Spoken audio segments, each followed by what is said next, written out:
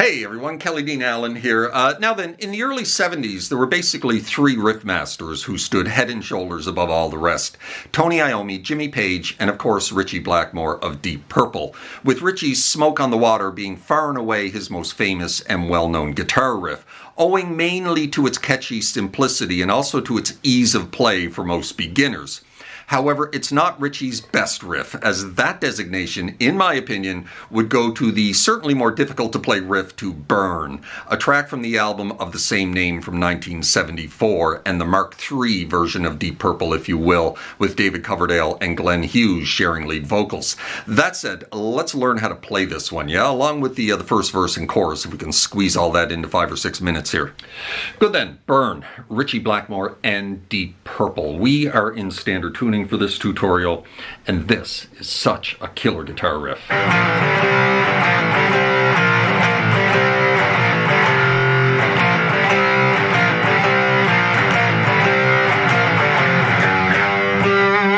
So what we're dealing with here are double stops on the 2 middle strings at the core of this riff, right?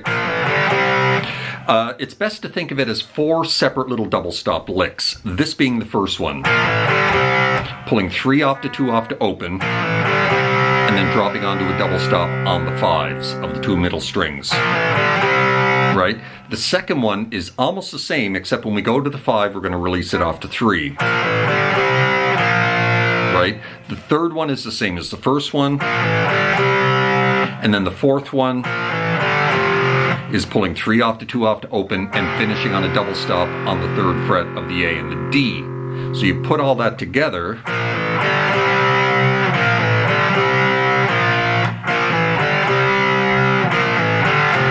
right? However, to give it its flow, we're going to be adding this G note here at the 3rd fret of the low E with our thumb over the top of the fretboard before each one of those double stop licks.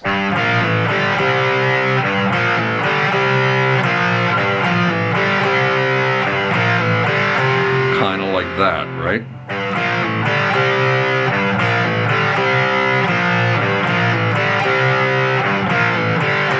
And you're going to repeat that 4 times at the beginning of this track.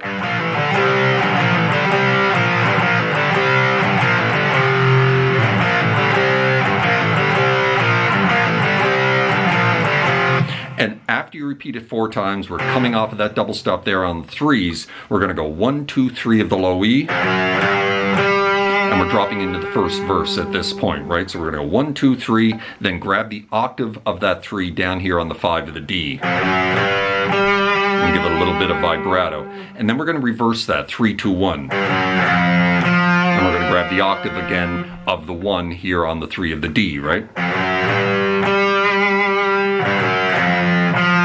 And then we're going to go 1, 2, 3 again. Octave. And then right in the middle of the first verse, a bit of a break. So we're going to go 3 of the A, down to 5 of the D, down to 3 of the G, little bend. Right? And then we drop back into the main riff for 1 repeat.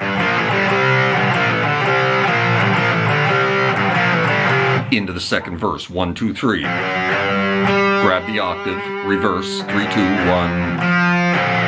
However, during the second verse, when we go off to that 1 and then grab the octave, we're immediately going to go back to the 1 of the low E.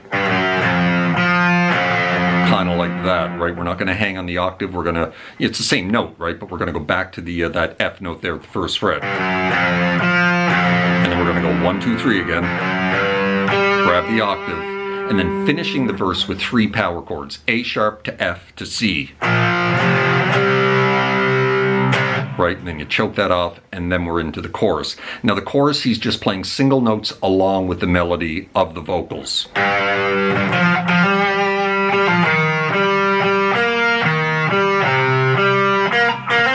Right there. So we're going to grab the 3rd fret of the low E twice, and then we're going to string skip down to the 3 of the D, hammer onto 5. And then we're going to pull that 5 off to 3 and then grab the 6 of the A. Down to the 5 of the D for a double hit, and then on to the 3.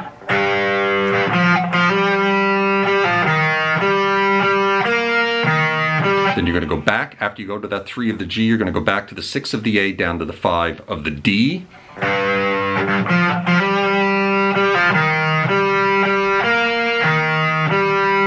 finish the chorus with this. 3 of the A down to 5 of the D, double hit of the 3 of the G, hammer it onto 5. Right, and that's the chorus.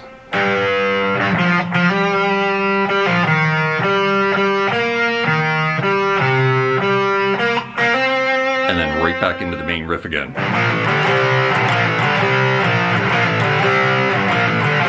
Right into the second verse.